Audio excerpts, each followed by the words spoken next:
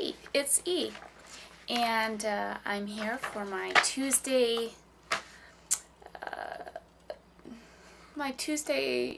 excitement about recovery. I I've chosen to speak on this topic for a few weeks because I find that this is the place where I am right now. I am in the recovery process. As much as I still have the eating disorder thoughts running through my head, I am really pushing and, for the most part, overcoming some of the urges that I'm having to use the eating disorder behavior.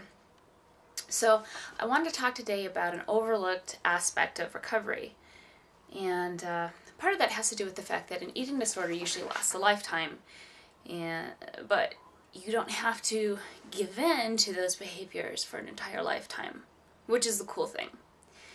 And when I was talking about, I've reached the point in recovery where, for the most part, I think I'm doing pretty good.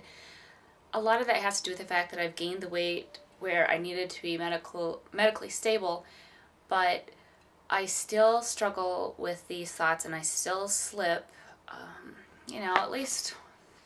at least once a week. If it maybe even every other day or so, but it's not controlling my life.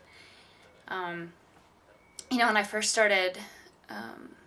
decided to start making videos, my decision was based on encouraging others.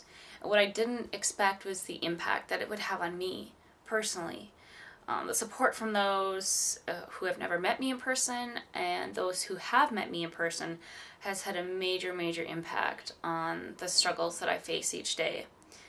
When I say this, I speak not as a victim, but as someone who has chosen to confront that which seems completely overwhelming, to address the aspects of myself, my behaviors, my thoughts, my emotions, everything that's led me down the path of a slow death, which, everyone knows that's what an eating disorder is. It's a slow death. It's a very painful death. Yeah. So, in addition, I've got a blog where I speak honestly about my internal struggles, and it's been a little bit difficult lately because reaching this point in recovery, I feel like I should be having a good day every day. I should be just kicking butt.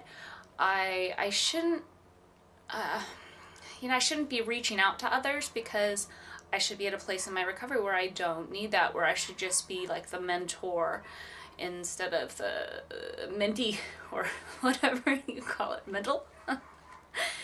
And that's wrong. So, I try as much as possible to speak about the struggles and my baby triumphs, because both encourage one another. I think individually, when I see someone who only talks about their triumphs, I start to feel really inadequate and like I'm failing at my recovery process. But when they share not only their triumphs, but their struggles, it doesn't make them look weak.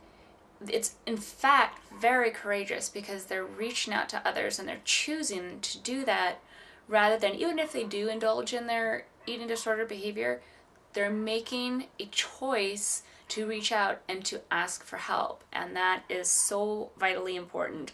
EDs, they're like mold. They thrive in darkness and in secrecy. So what am I saying? No matter where you are in your recovery process, I think accountability is a major key. I've heard time and time again of others who are struggling, and they stop blogging, they stop making videos, and for some people, where they are in their recovery, that can be a good thing, as long as they have outside support and outside accountability that's helping them to get through this difficult time. Some people, like me, I have to keep blogging no matter if nobody reads it. I have to do it because it helps me cleanse my mind and get rid of the junk that's building up.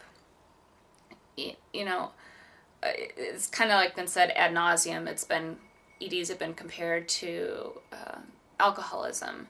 And like AA, when you have a sponsor, you almost need an advocate, someone to be there to help you, to pick you up, sometimes hold your hand, sometimes to, give you a kick in the butt. Sometimes I need that. Most people with eating disorders have I would say probably everyone who has them has self-esteem issues. And reaching out is terribly, terribly frightening. Fear of rejection, fear of the unknown, and just plain fear bind us to ourselves and seek to keep us nice, neat, and compact in our black little hole of death. An advocate does not go, shame on you, you slipped, you binged, you restricted. When you slip, they do not roll their eyes, they do not judge. Rather, they help you in a loving manner see that you are worth the fight. Because sometimes we can't see that for ourselves. And we need other people to tell us you're important. How many times has that happened where someone says, you're keep on fighting, stay strong, you're a great person, you're a loving person, and in the back of your head you think, you don't even know me, what are you talking about? But see beyond that, believe it, and a lot of that has to do with trust issues. Start to trust just little by little. If you have an advocate, whether it be a dietitian, whether it be a friend, whether it be an online pal, stick to it, because nobody is beyond recovery. No one.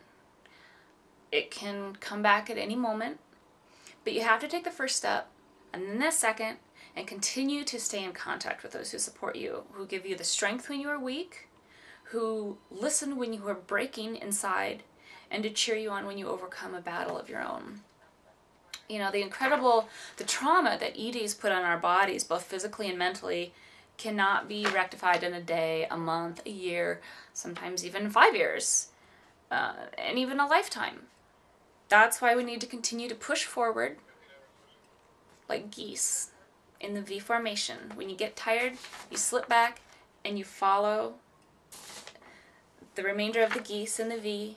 And if you've ever read the story about the geese in the V formation, you have to look it up on the internet. It's really, really cool. And it's so important because sometimes you can be strong, but then sometimes you need others. You need the current of their wings flapping to make your ride a little bit smoother and a little bit easier. It's scary. I know, but I am a different person today than even 6 months ago because of it. So accountability rocks, and we'll see you next Tuesday. Thanks for watching, and hugs and kisses to all. Bye.